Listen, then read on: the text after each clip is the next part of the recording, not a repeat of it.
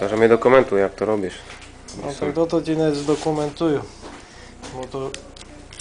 Na toto je dávno zabol.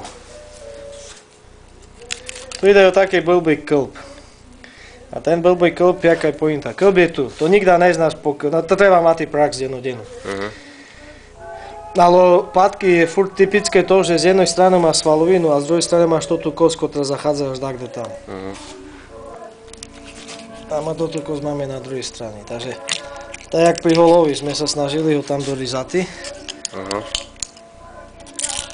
Pozor na nožík, lebo na tých klboch sa práve to všetko lame. No to ty máš kvalitný nožík, keby sa nemal, ne? Špička nože sa zlomiť každomu. Tak jak Martina dokáže zecko zrobiť, tak... No i máme ho von. Ok, toto vyhodíme. Skoro, tak. Jak ho zrobíš, odvížeš nožku, toto sa sťahuje skôra, ne? To je druhá vec poradí. Musí dať, kde si hlavne začatý, aby ti to potom išlo.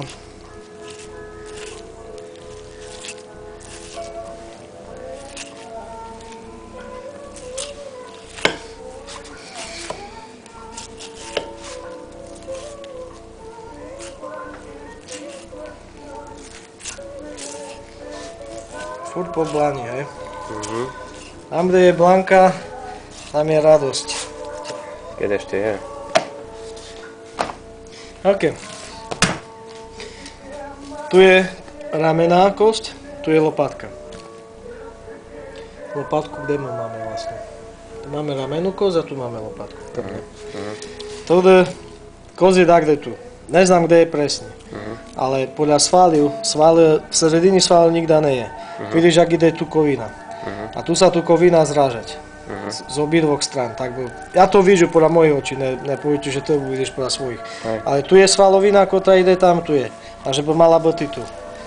Tak ísť. Je tam. Víš? A ideš podľa... Ideš podľa kosti, z obidvoch strán. No a jak sa robilo meso kombináti,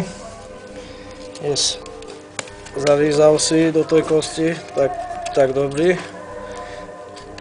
A boli dve možnosti.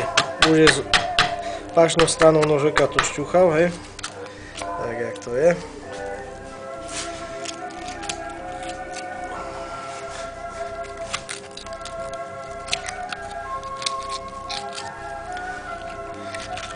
Patka sa nedobrý kostiť kvôli tomu, že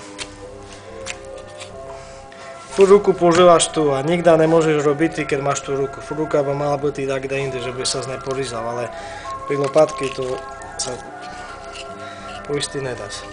Zadná časť lopatky nie je vzaj takto, ale má tú kosť. Hej. Takže s tým treba počítať.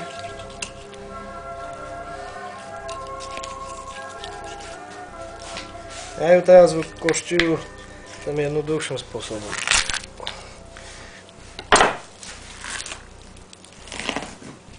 Takto. Víš, o tej kosti by si dal je tu. Kosť by mala byť čistá tak, jak tu, bo ti presne